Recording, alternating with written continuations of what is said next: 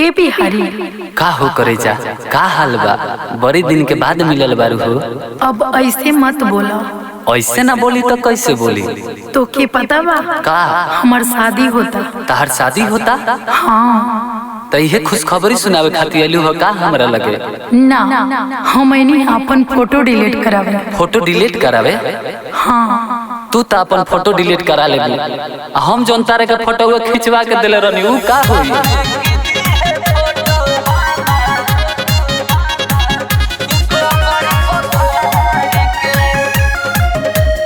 Annu recording studio Delhi.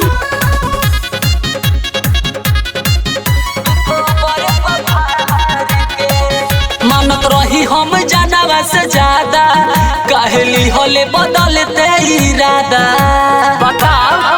मानत रही हम जानवा से ज्यादा, कहली होले बदलते इरादा।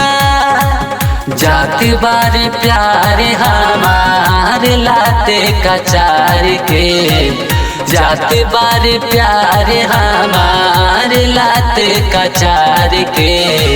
फेंक दी है फोटो हमार गोबर पफार के, फेंक दी है फोटो हमार गोबर पफार के। जो जो आखिर हमरा दिल पर लात होके तो पार होता रे।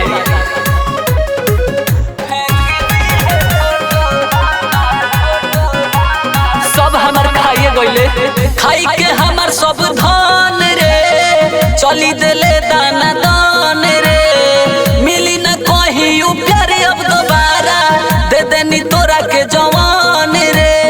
जंग हम छिछिया तनी वही मत छिछियाइबे।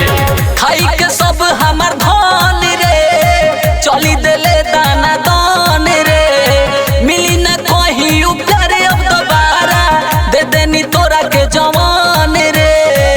सुगनी जसे पोसनी आज तारे पाख झार के, सुगनी जैसे पोसनी आज तारे पाख झार के।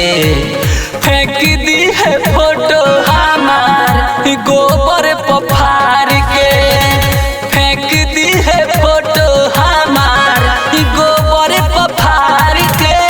सब सही करवावा तारी, हम का करवाओ तनी तो करवाओ तो ना खिस्ता यही ना होता।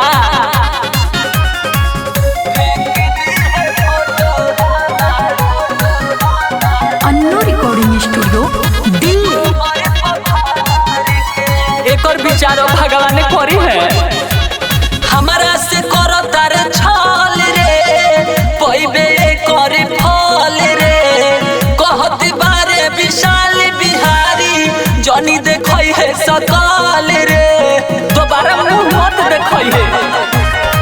हमारा से करो तार छल रे, पइबे करे फल रे। कहत बारे वैभव विकास, जनी देखई है सकल रे। देह ले तर जई है चूल्ही में जार के, देह ले तर जई है चूल्ही में जार के। फेंक